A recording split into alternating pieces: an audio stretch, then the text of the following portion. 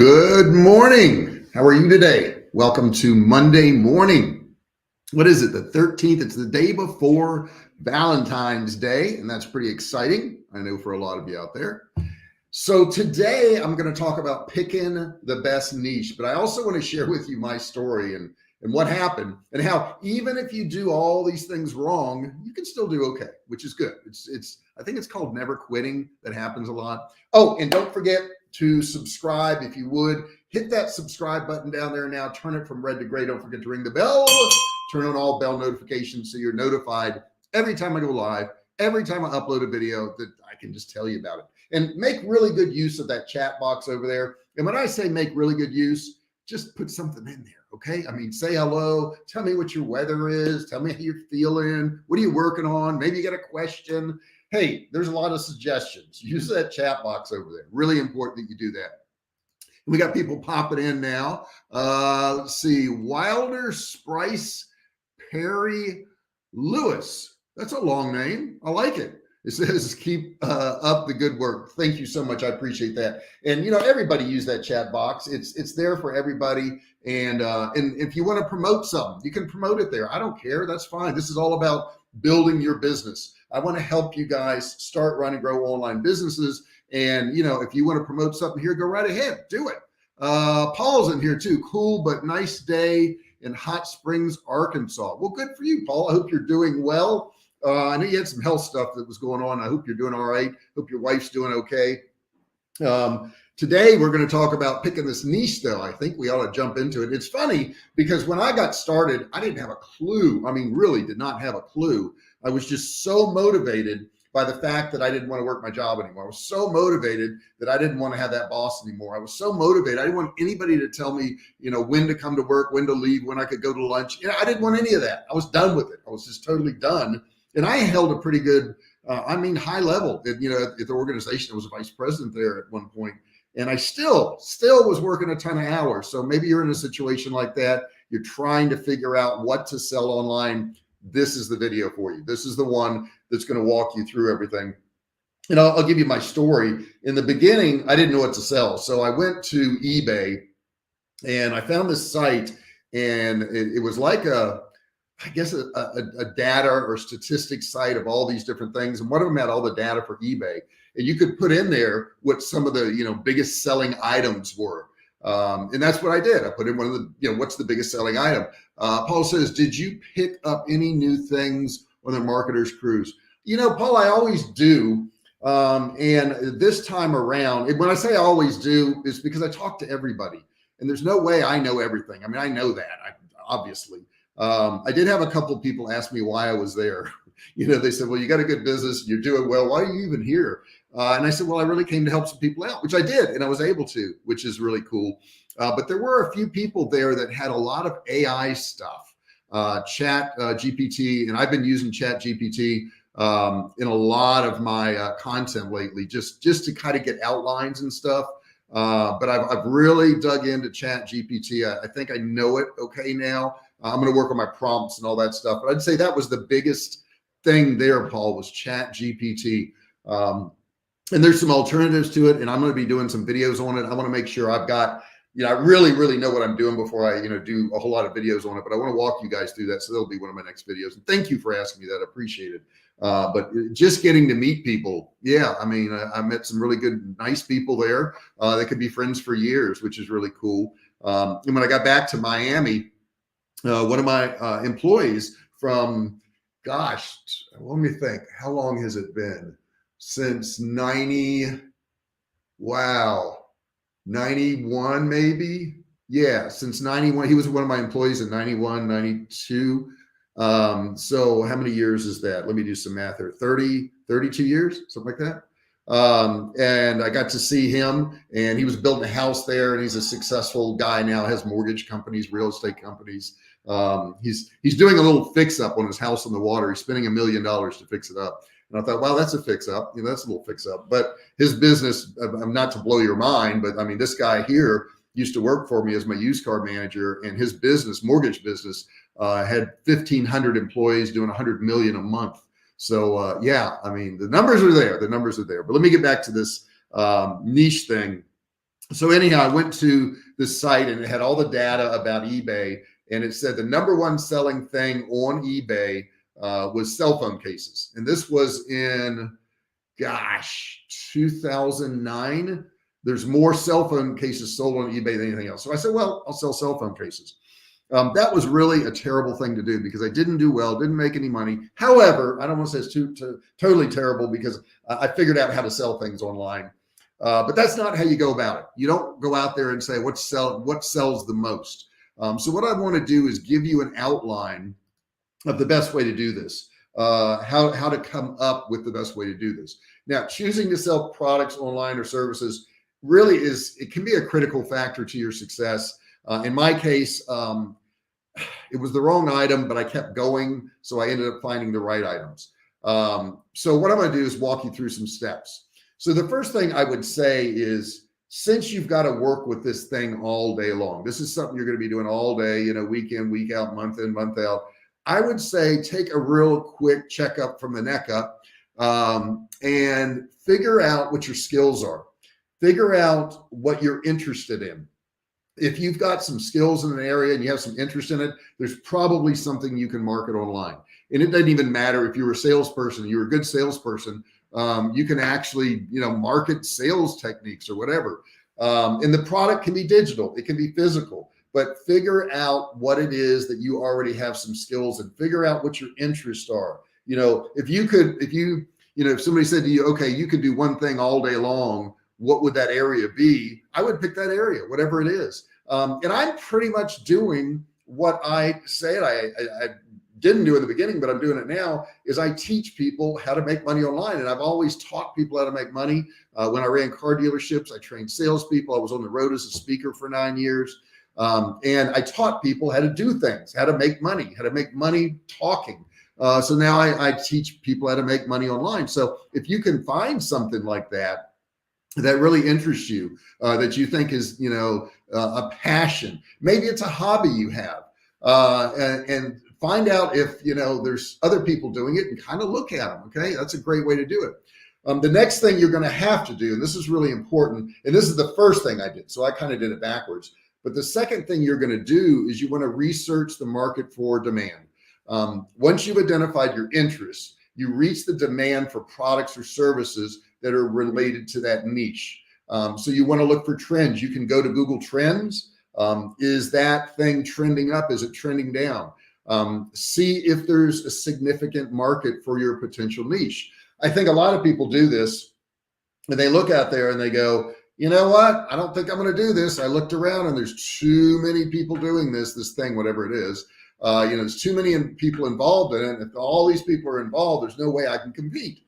And that's really not a way of looking at it. And it's not a way of looking at it because if there's a lot of people doing it, there's probably a lot of demand and there's probably a lot of business to go around. And I think a lot of people do this with YouTube. They're afraid to start a YouTube channel. They go, well, YouTube's over with now because, there's just so many channels and, it's just, it's so competitive. And that's true. All of that's true for YouTube. However, there's more people watching YouTube than ever before. Okay. So when you go out there and look and you find that there's a lot of competition for something, that could be a really good sign. As a matter of fact, the flip side of that is that if you go out there and you don't find anybody, nobody's doing what your interest is or what your idea is, that could be a red flag. Nobody's figured it out before you. You were the one to figure it out.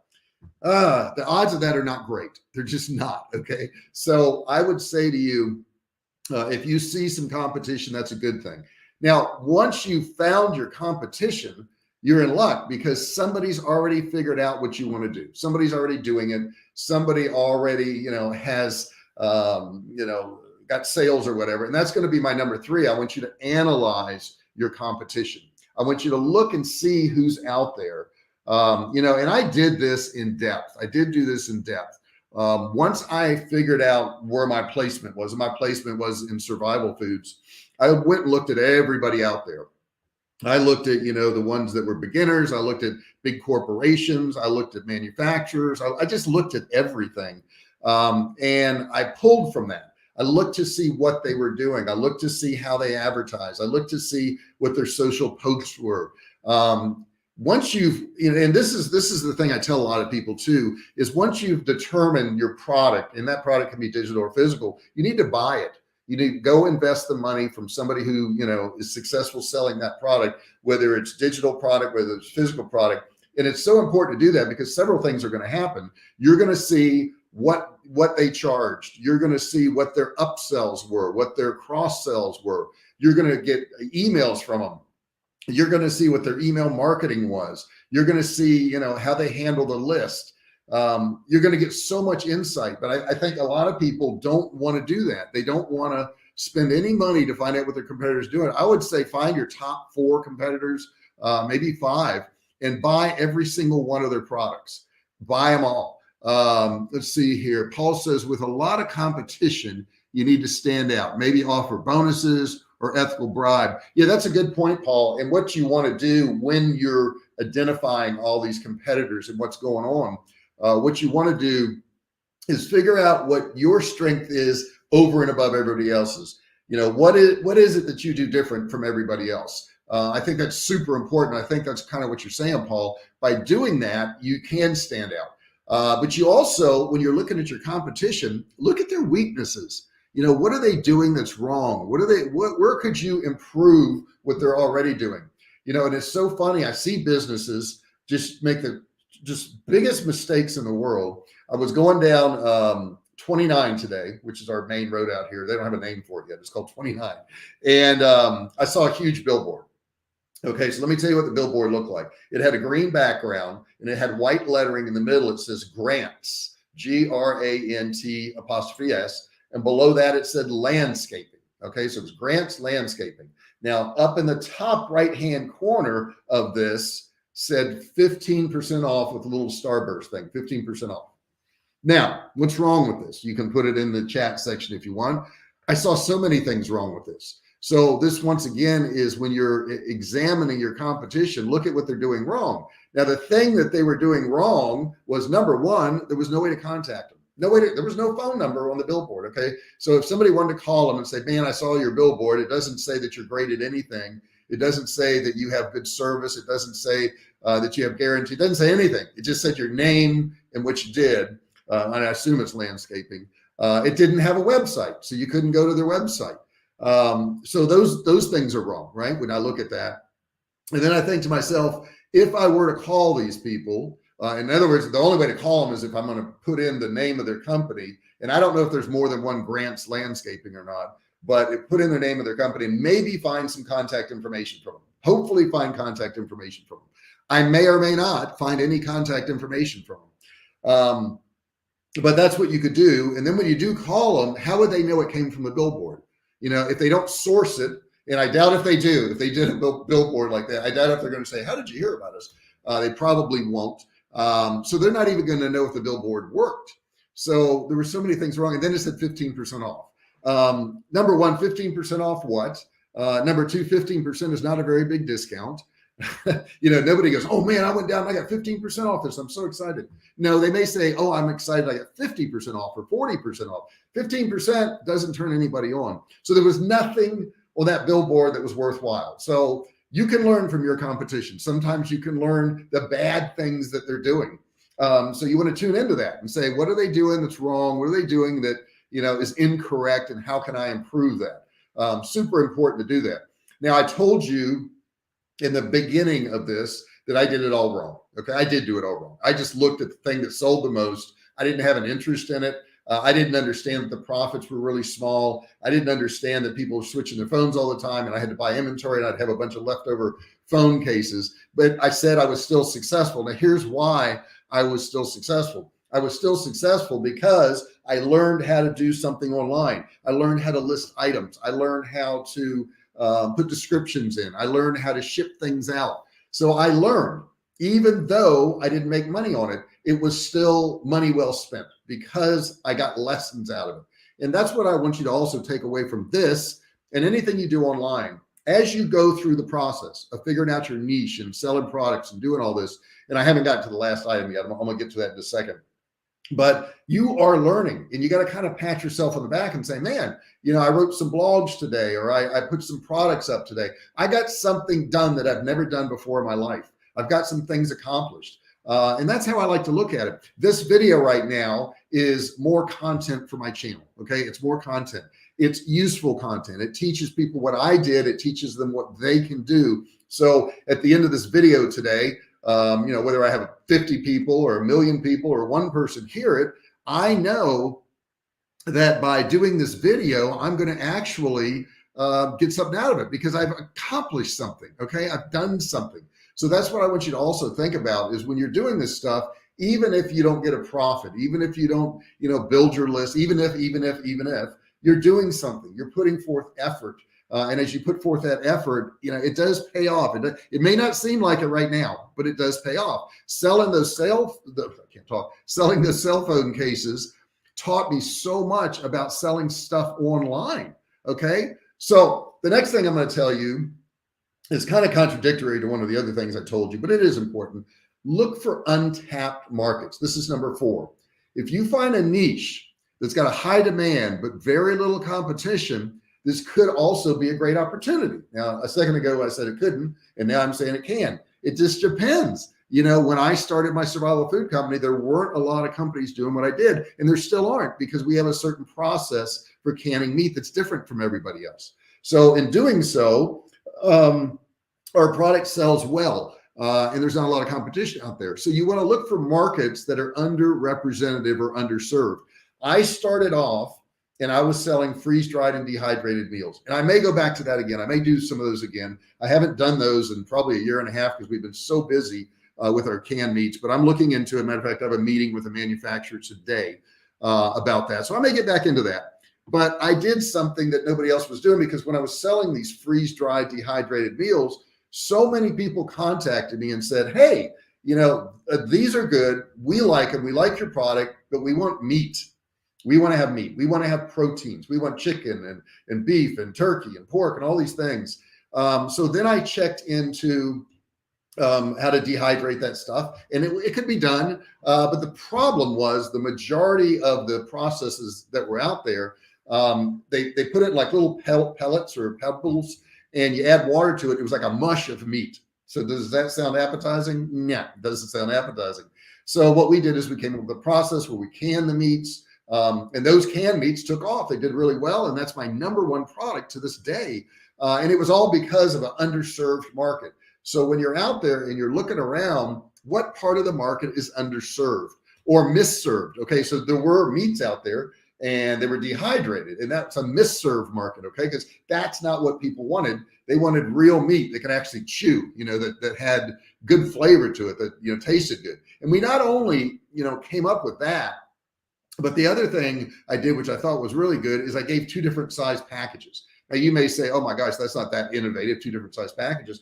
But keep in mind, nobody was doing it. And to this day, they really don't do it.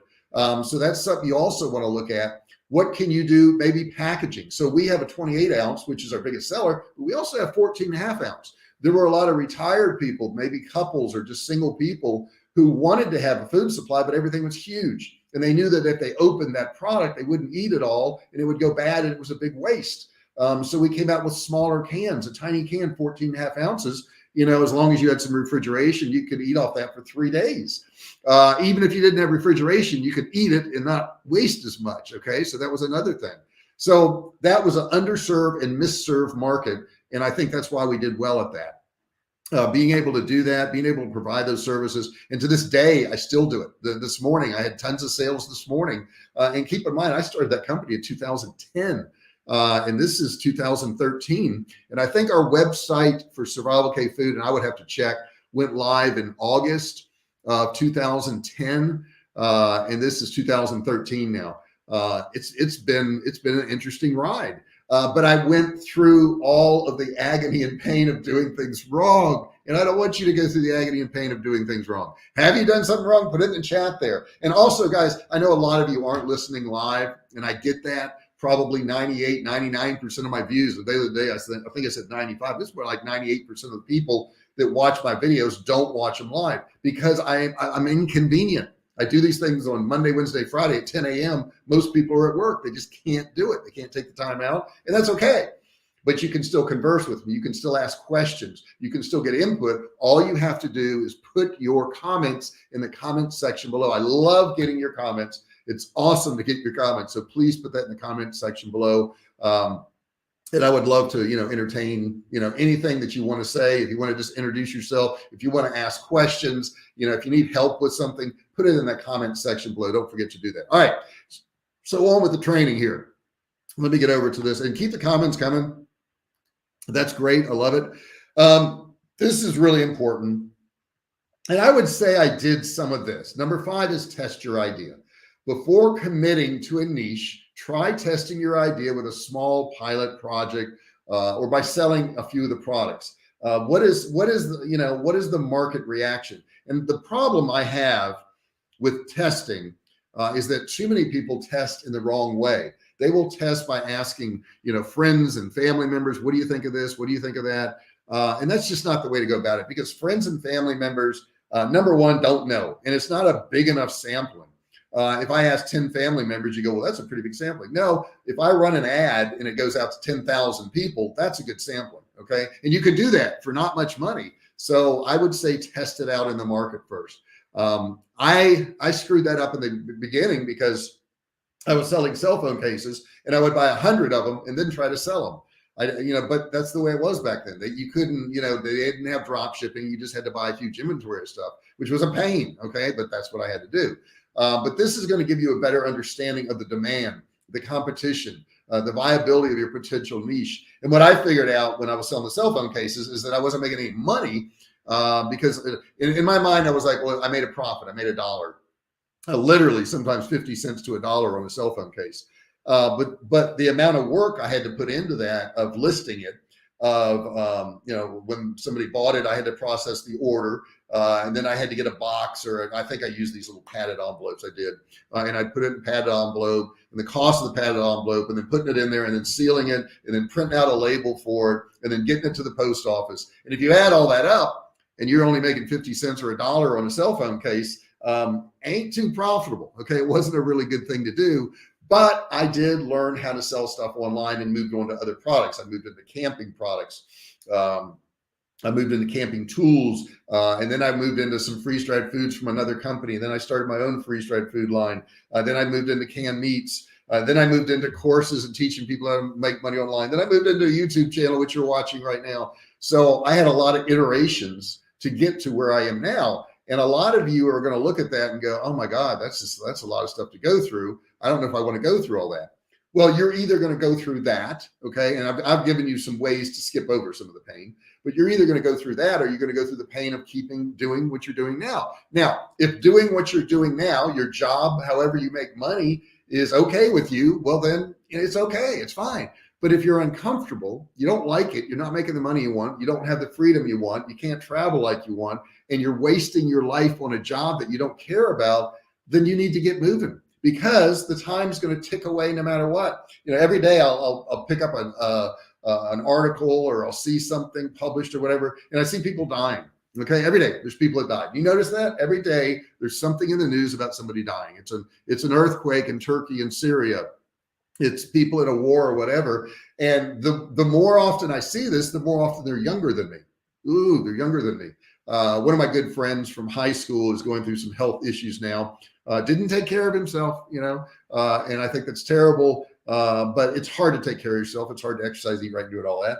But he had an amputation. That didn't go well. Back in the hospital now, and I'm praying for him and all that. But hey, life is nearing the end for him. Okay, his health is bad. Things are failing at this point, and at some point, it's going to happen to you. At some point, your life's going to come to an end. What did you do with it? Did you do things that you wanted to do, or did you just trudge through life every single day? Did you do a bunch of things you didn't want to do every single day until you died? I don't want to do that. So even if something's difficult, if it's going to get me the freedom and the money that I need, I'm going to go ahead and go through the pain of that, because you're either going to have the pain of that or the pain of staying where you are right now, where it's uncomfortable. You choose the pain. There's no avoidance of pain. There's no avoidance of pain. You'll never, ever live a painless life. Okay. Maybe a baby who's born and dies immediately does. But if you live any portion of life, you're going to go through some pain. but you can choose the pain. You can choose the pain of effort and creation, and build something, or you can choose the pain of regret, okay, and wishing you had done something and saying to yourself, well, you know, all those years passed, I never did anything. The years are going to pass anyhow, okay? Hopefully you're going to live a long, healthy, you know, beautiful life, but you might as well do what you want. So I want you to go through this video from top to bottom, watch it again and again until you get it. Go through and pick your niche and get started. That's the big thing, guys. So many people I'll talk to, and I'll teach them stuff, and they'll buy my courses and do stuff, and they don't get started. You got to get started, okay? And you're going to screw up. Just accept the fact that you're going to screw up. Things are going to go wrong, and you're just going to keep moving forward. And eventually, you're going to be there. Eventually, you're going to get there. I know this for a fact because I went through all those screw ups and all those problems. I had all those issues just like you. We're no different, okay? So understand you can do the same thing. You may need more information. You may need more help, more training. I've got a lot of links below in the description once this video is posted. So if you're watching it after it's live, they'll be there now. There's links to my courses. There's links to reading materials. There's all kinds of links down there that can help you out. There's links to other videos that I've done that I would recommend. There's over 1,300 videos on my channel right now that you could go through and learn more stuff. So it's not like, oh my gosh, I got my niche picked out. Now what? Well, go to my channel and look about drop shipping, look about SEO, watch these videos, get those under your belt. The more you get under your belt with these videos, the better off you're going to be and the better your chances of success. So unless you've got any more questions, unless you've got any more comments, I'm going to go ahead and get out of here. I've got a meeting about maybe starting another freeze-dried line. I may be starting that real soon.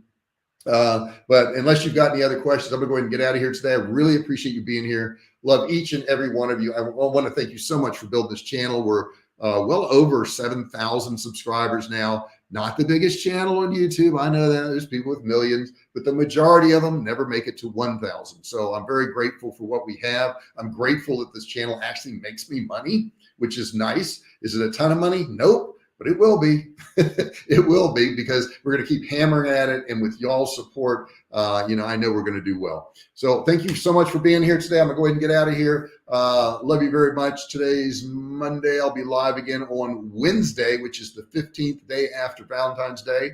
If I don't talk to you, which I probably won't, happy Valentine's Day. And you guys have a great day. And I'll see you on Wednesday.